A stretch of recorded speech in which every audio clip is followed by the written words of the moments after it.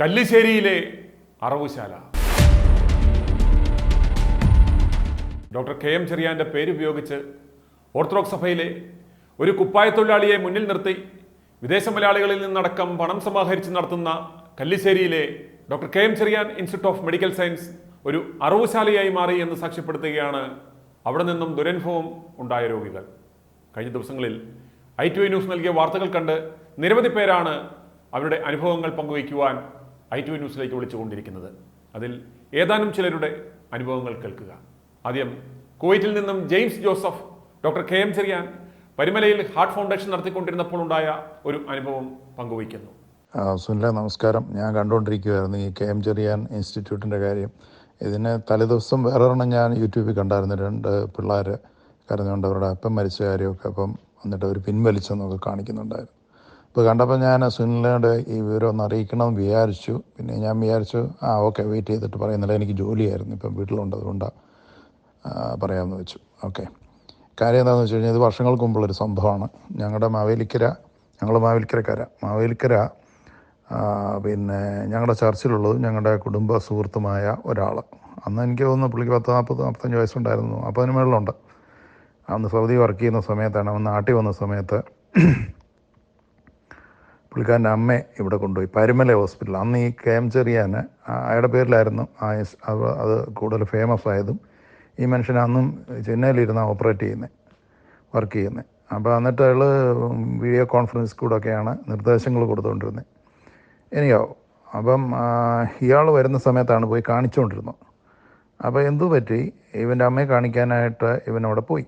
പുള്ളി ലീവിന് വന്ന സമയത്ത് അവിടെ ചെന്ന് കഴിഞ്ഞപ്പം പുള്ളി വിചാരിച്ചു എനിക്ക് 40 കഴിഞ്ഞല്ലോ, ഒന്ന് കാണിച്ച് നോക്കിയേക്കാം, മനുഷ്യൻ്റെ കാര്യമല്ലോ എന്ന് വിചാരിച്ചിട്ട് ഇവനും ചുമ്മാതെ വെറുതെ അങ്ങോട്ട് പോയ ആൾ ചുമ്മാതൊന്ന് കാണിച്ചപ്പോൾ അവർ പറഞ്ഞു നമുക്കൊന്ന് ഒരു ECG എടുക്കാമെന്ന് പറഞ്ഞു. ECG എടുത്തപ്പം പറഞ്ഞു എന്തോ വേരിയേഷൻ ഉണ്ടെന്ന് പറഞ്ഞു.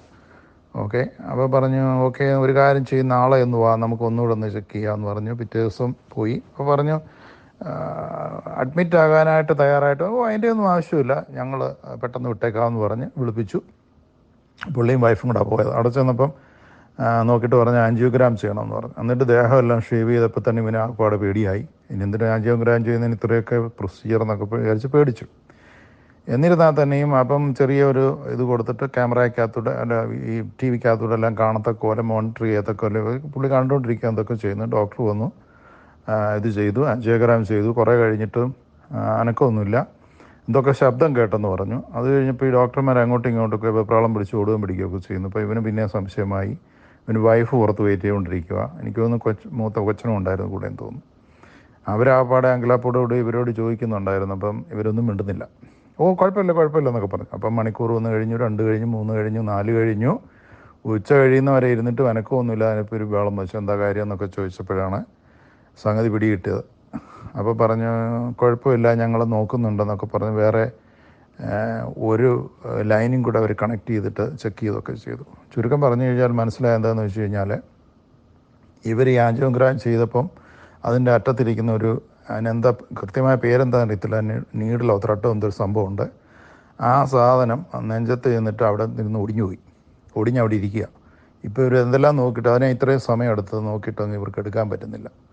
അങ്ങനെയായിട്ട് വലിയ ബഹളമായി. വൈകിയപ്പോഴത്തേക്ക് വീട്ടുകാരും നാട്ടുകാരെല്ലാം കൂടി MLA, അന്ന് മുരളിയാണ് MLA ഞങ്ങളുടെ മാർക്കർ, ഇവരെല്ലാം ചെന്ന് വലിയ ബഹളമായി. കുറേ പേര് വയലൻ്റായി, തല്ലിപ്പൊട്ടിക്കണം എന്നൊക്കെ പറഞ്ഞു. എന്നാലും ശരി, വീട്ടുകാർ പറഞ്ഞു കുഴപ്പമൊന്നുമില്ലെന്ന് പറഞ്ഞു. ഇവർ ഉടനെ ഈ പറഞ്ഞ പോലുള്ള അഡ്മിനിസ്ട്രേറ്റീവ് അതോറിറ്റി എല്ലാം കൂടെ കൂടിയിട്ട് അവരൊരു തീരുമാനമെടുത്തു, ഞങ്ങൾ ഡോക്ടർ ചെറിയാനെ അറിയിക്കാമെന്ന് പറഞ്ഞു. അങ്ങനെ ചെറിയാനെ അറിയിച്ചപ്പോൾ പറഞ്ഞു പുള്ളി ഫ്ലൈറ്റ് ചാർട്ട് ചെയ്ത് വരുന്നുണ്ടെന്ന് പറഞ്ഞു.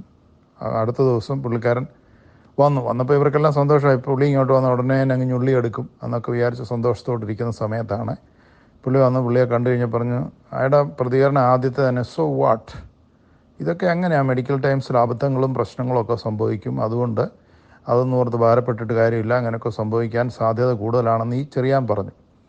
ഓക്കെ, അപ്പം അവർ ചോദിച്ചു ഇത് നിങ്ങളുടെ അനാസ്ഥ ഉണ്ടല്ലേ എന്ന് ചോദിച്ചപ്പം ഞങ്ങൾക്കിപ്പോൾ ചെയ്യാനുള്ള ഒരു കാര്യമേ ഉള്ളൂ, ഞങ്ങൾക്ക് ഫ്രീ ആയിട്ട് ഓപ്പൺ ഹാർട്ട് സർജറി ചെയ്തിട്ട് ഇയാളുടെ ആ നെഞ്ചത്തിരിക്കുന്ന ആ സാധനം ഇങ്ങനെ എടുത്ത് മാറ്റാമെന്ന് പറഞ്ഞു. ഒരു മെറ്റൽ സാധനമാണ്.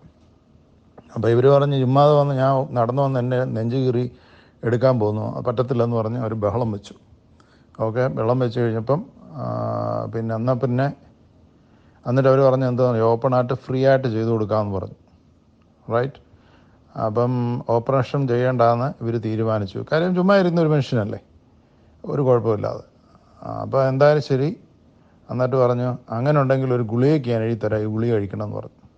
അന്ന് തൊട്ട് ഇന്ന് വരെ, എനിക്ക് തോന്നുന്നു ഇത് 2007 സംഭവിച്ചതാണ്. 2007 ഞങ്ങൾ കാണുമ്പോഴൊക്കെ തമാശ രൂപത്തിലാണെങ്കിലും ചിരിക്കുകയും ഒക്കെ ചെയ്യുമെങ്കിൽ തന്നെയും ഞങ്ങൾക്കൊക്കെ വിഷമമുണ്ട്. ഇപ്പോഴും ആൾ ജീവിച്ചിരിപ്പുണ്ട്, മാവേലിക്കരയുണ്ട്, സൗദിയിൽ നിന്ന് വിട്ടു വന്നു. അന്ന് മുതൽ ഇന്ന് വരെ 2006 7 സംഭവിച്ചത്. രാവിലെ ഉച്ചയ്ക്കും മേട്ടും ഗുളിക കഴിച്ചുകൊണ്ടിരിക്കുക, ഈ കുന്തം നെഞ്ചത്തിരിക്കുന്നുണ്ട്.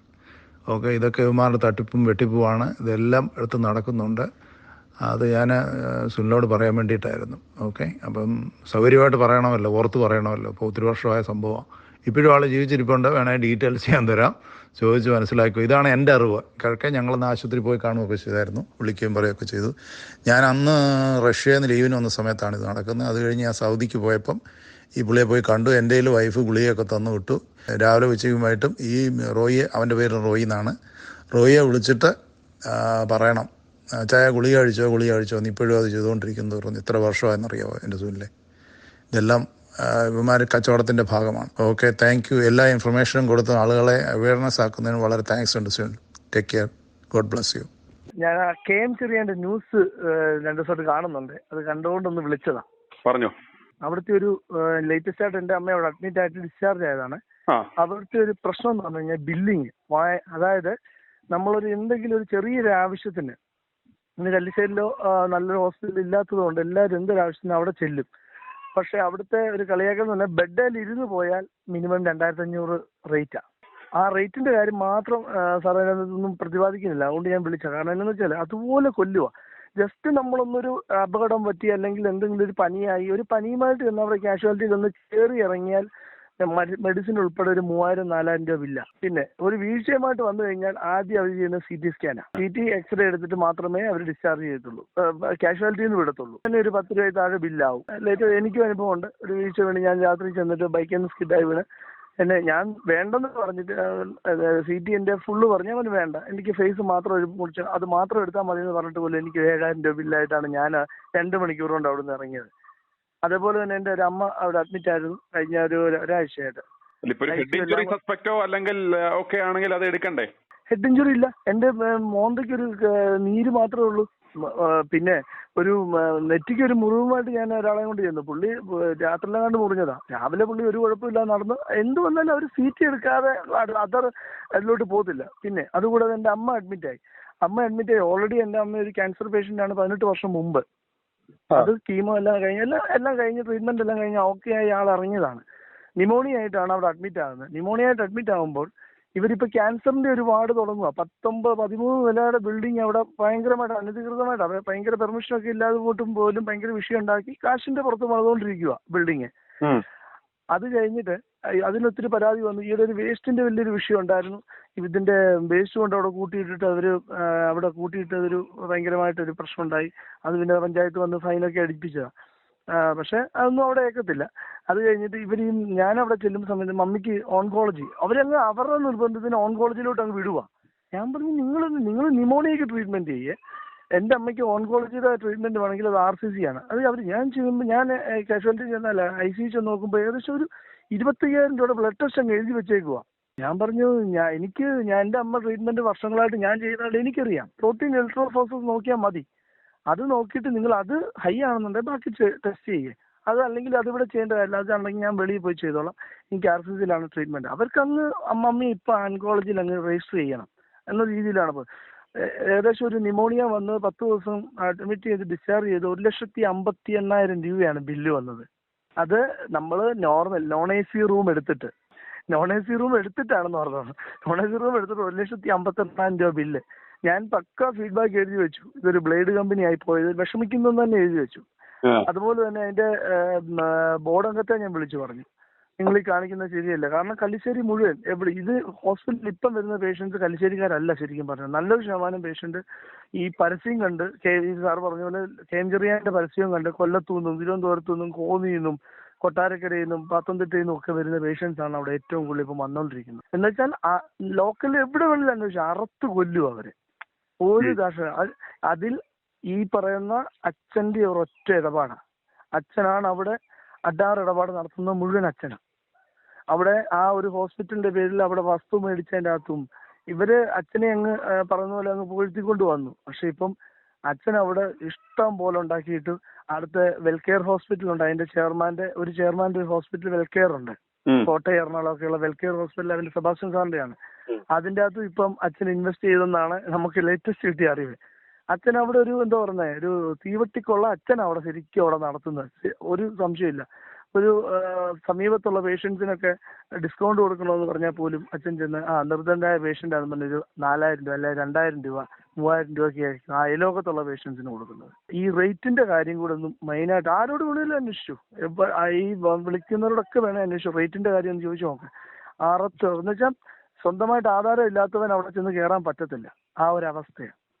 ഈ തുടങ്ങിയ സമയത്ത് കല്ലിശ്ശേരി ഞാൻ നിൽക്കുന്ന ഒരാളാണ്, എനിക്കറിയാം. തുടങ്ങിയ സമയത്ത് പൊയ്ക്കൊണ്ടിരുന്ന ആംബുലൻസിന്റെ പകുതി ആംബുലൻസ് ഇപ്പൊ അങ്ങോട്ട് പോകുന്നുള്ളൂ, അത്രയും പോലും ആംബുലൻസ് ചെല്ലുന്നില്ല. കാരണം എല്ലാവർക്കും ഡോക്ടേഴ്സിന്റെ ഇടയ്ക്ക് തന്നെ വെളി പ്രാക്ടീസ് ചെയ്യുന്ന ഡോക്ടേഴ്സ് തന്നെ പറയുന്നത്, ഞാൻ അങ്ങോട്ട് പേഷ്യന്റിനെ വിട്ട് കഴിഞ്ഞാൽ അവര് എന്നെ പ്രാഗിയിട്ട് തിരിച്ചിറങ്ങും, ഞാൻ അങ്ങോട്ട് പേഷ്യന്റിനെ വിടാറില്ല.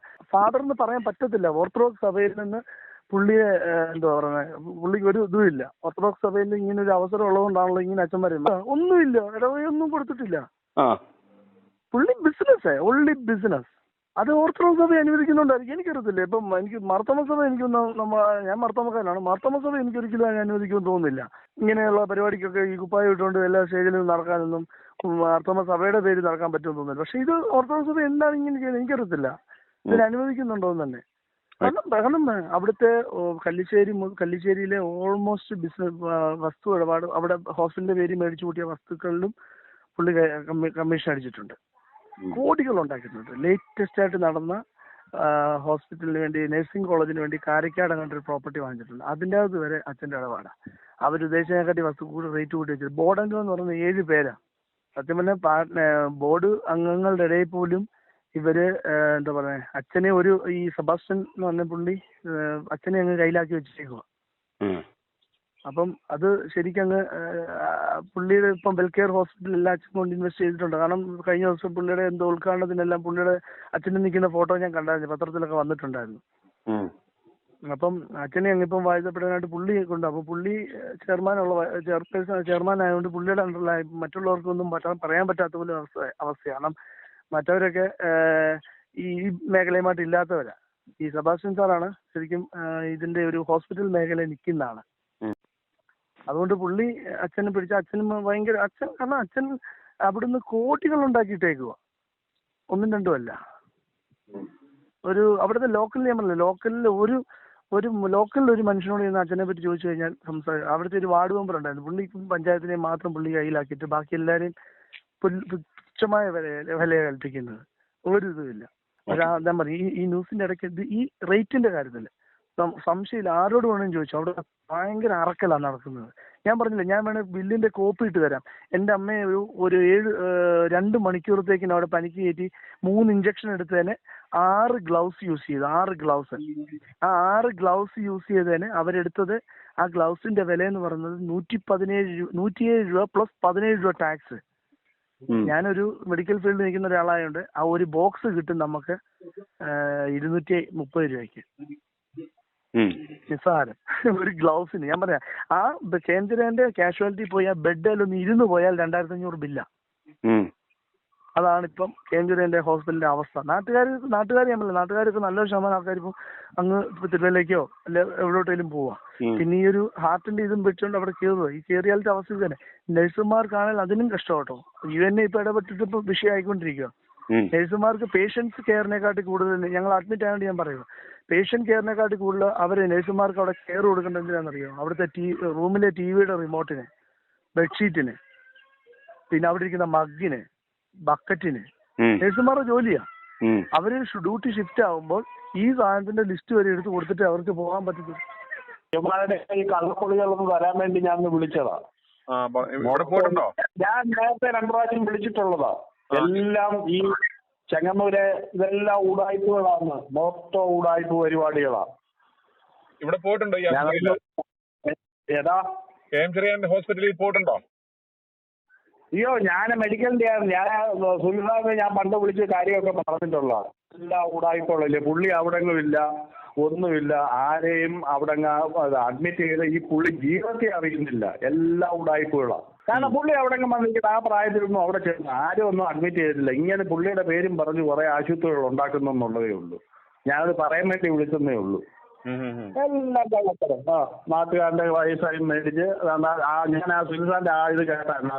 പിന്നെ അപ്പം മരിച്ചു പോയ പിള്ളേരിലേക്കായിരുന്നു. അതുകൊണ്ട് ഞാൻ ഈ ചെങ്ങന്നൂരുള്ള, അതുകൊണ്ട് ഞാൻ പറഞ്ഞത് എലന്തൂരായിരുന്നാ. അതുകൊണ്ട് ഞാൻ വിളിച്ച് പറഞ്ഞതേ ഉള്ളൂ. യുവമാരുടെ തട്ടിപ്പും വെട്ടിപ്പും ഇതേ ഉള്ളൂ. അതെന്ന് പറഞ്ഞു കഴിഞ്ഞാൽ ഈ ഫീൽഡ് നശിച്ചില്ലയോ, മൊത്തം കളിപ്പീരല്ലേ ഉള്ളൂ, മൊത്തം കളിപ്പീര്. അവിടെ നിന്ന് കിടത്തിയ ഒരു വാട്ടർ ബെഡിന് 3000 രൂപ ഒരു ദിവസം ചാർജ് ചെയ്തേക്കുന്നത്. അതെല്ലാം കൂടെ വന്ന് 93,000 രൂപ. 92 വയസ്സുള്ള ഒരു അമ്മച്ചിയാണ്. അത് വേറൊന്നും. അത് ഞാൻ ഈ മെഡിക്കൽ ഫീൽഡ് ആയതുകൊണ്ട് പറഞ്ഞതാ. 93,000 രൂപ 3 ദിവസമോ 4 ദിവസമോ മേടിച്ച് അവരെ പിന്നെ EMS കൊണ്ടുവന്നു. അവസാനം ട്രീറ്റ്മെന്റ് കിട്ടാതെ വന്ന് അവർ വീട്ടിലാക്കി, പൈസ ഒന്നും ഇല്ലാതെ. എന്തോ ചെയ്യും? എന്തോ പിടിച്ചു പറിയാന്നറിയോ ഈ ലോ ഇങ്ങനെ എങ്ങോട്ട് പോവാന്ന്? കുറെ കള്ളന്മാരുടെ ലോ, ഒരു നേരുമില്ല, ഒരു നെറിയുമില്ല. ഇങ്ങനെ പോകണ്ട. അത് ഞാൻ ഇന്നലെ ഇത് കണ്ടപ്പോൾ ഞാൻ ആ വികാരം കൊണ്ടങ്ങ് വിളിച്ചതാ. അത് പിള്ളേരുടെ കരച്ചിൽ കണ്ടുകൊണ്ട്. നമ്മളൊക്കെ ഇത് പറയാനില്ലേ പറ്റൂ. സാർ ഇത്ര ചെയ്യുന്നതുകൊണ്ട് ഒരു നന്മ ഈ ദേശത്തുണ്ട്. കാരണം ഞങ്ങളല്ലേ ഇത് കേൾക്കുന്നുണ്ട്. സുനിൽസാറിന്റെ ഈ പരിപാടിയെല്ലാം ഞങ്ങൾ കേൾക്കുന്നു. മറുനാടിന്റെ കുറെ കേട്ട് പിന്നെ പുള്ളി കുറെ വലിയ കാര്യങ്ങളാണ് പറയുന്നത്. ഇതൊന്നും ജീവിതത്തിൽ നടക്കത്തില്ല. പിണറായി ഇപ്പം കൊണ്ടുവന്ന് പറഞ്ഞു. ഇവൻ കാണിക്കുന്ന വന്ദേലാഴിയേക്ക് ആരെന്ത് ചെയ്യാനാ? മൊത്തം കളിപ്പീരല്ലേ ഇവന്മാർ. ഈ മോദി ഇവരെല്ലാം കൂടെ ഒരുമിച്ചുള്ള കളികളാണ്. ഇവരെ ആദ്യമേ ഇവന്റെ മോളെ എല്ലാം കൂടെ പിടിച്ചകത്ത് കയറ്റി ഇടുന്നായിരുന്നു.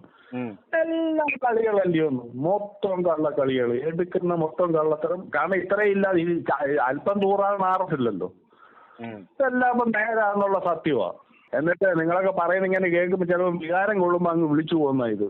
പക്ഷെ ഓരോരുത്തരുടെ ജീവിതം അനുഭവിക്കുന്നതാണോ സന്തോഷം പോവും. അപ്പം പിന്നെ നമ്മൾ അങ്ങ് വൈൽഡ് ആവുക. ഇതങ്ങ് മുടിഞ്ഞ പിടിച്ചു പറിയാ കേട്ടോ. യുവമാരെല്ലാം മുത്തൂറ്റ് എല്ലാം പിടിച്ചു പറി. ഇവിടെ അടുത്ത് തന്നെ കോഴഞ്ചേരി മുത്തൂറ്റ യുവമാരെല്ലാം ഓടി നടന്നങ്ങ് ആശുപത്രി കിട്ടുക. എന്തോത്തിനാ? കാരണം പിടിച്ചു പറിക്കാൻ കൊള്ളാമല്ലോ. മറ്റൊന്നാണ് പറയുന്നത്, എന്തേലും മനുഷ്യന്റെ കയ്യിലുള്ള പൈസ മൊത്തം പിടിച്ചു പറിച്ച് തിന്നുവാണ് കള്ളന്മാര്. എല്ലാം ഇതേ ഉള്ളൂ. ആശുപത്രി കെട്ടിക്കുള്ള ആരെങ്കിലും ഒരാളോട് അതിൻ്റെ അകത്തൊരു ബേസിക് ഒരു പന്നിയുടെ പടം അങ്ങ് ഇടും. ഈ പന്നി നിങ്ങളെല്ലാം അങ്ങ് നടത്തുമെന്ന് പറഞ്ഞു. ഉമ്മാ കള്ളത്തിൽ അവന്റെ ജീവിതത്തിൽ കാണത്തില്ല തുടങ്ങും. ഇവൻ ഏതെങ്കിലും അടുത്ത ആശുപത്രിയുടെ കമ്മീഷനും മേടിച്ചോണ്ട് നടക്കുമായിരിക്കും. ഈ ക്യാമ്പ് ചെറിയാന്ന് പറഞ്ഞാൽ ജീവിതത്തിൽ ഇവിടെ കണ്ടിട്ടില്ല. നാട്ടുകാരെ മൊത്തം അവിടെ ക്യാമ്പ് ചെറിയാന്ന് പറഞ്ഞത് ഈ പൊട്ട മനുഷ്യർ ഇതെല്ലാം കൂടെ പറക്കിയെടുത്തുകൊണ്ട് അവിടോട്ട് കൊണ്ടിടും. അങ്ങനെ ഒരു വ്യക്തിയെ പോലും ഇവരാരും കണ്ടിട്ടില്ല. അങ്ങനെയാണ് എണ്ണിച്ച് അടക്കാൻ വയ്യാതെ അതിനെക്കാട്ടി അയാൾ ഓടുക. ഇതൊന്നും ഉണ്ടാതൊക്കെ ദൈവം കാക്കട്ടെ. ഇത്രയൊക്കെ ചെയ്യുന്നതിന് വളരെ നന്ദി. ആ വലിയ സന്തോഷത്തോടു കൂടിയാണ് ഞാൻ വിളിച്ചത്. ഈ ഹോസ്പിറ്റൽ തുടങ്ങി ഒരു 3-4 മാസം കഴിഞ്ഞപ്പോൾ എൻ്റെ ഒരു ബന്ധു അവിടെ അതുപോലെ പോയി പിറ്റേ ദിവസം ഹോസ്പിറ്റലിൽ നിന്ന് വിടുമെന്ന് ഒരാഴ്ച അഡ്മിറ്റായി. 4-5 ബ്ലോക്ക് ഉണ്ടായിരുന്നു. ഓപ്പൺ ഹാർട്ട് സർജറി എന്നൊക്കെ പറഞ്ഞാൽ 6 ലക്ഷം രൂപ എങ്ങാണ്ട് ബില്ലായി. ആളേതായാലും മരിച്ച 71-73 വയസ്സുണ്ടായിരുന്നു. ആൾ മരിച്ച പോരുന്നത് 6 ലക്ഷം രൂപ വെറുതെ പോയി. ഇത്തരം ദുരനുഭവങ്ങൾ ഉണ്ടായിട്ടുള്ളവർക്ക് i2i ന്യൂസിലേക്ക് വിളിക്കാവുന്നതാണ്. i2i News, an eye for truth. i2i News subscribe ചെയ്തിട്ടില്ലാത്തവർ ഇപ്പോൾ തന്നെ സബ്സ്ക്രൈബ് ചെയ്യുക. നോട്ടിഫിക്കേഷൻ ലഭിക്കുവാൻ ബെൽ ബട്ടണും അമർത്തുക.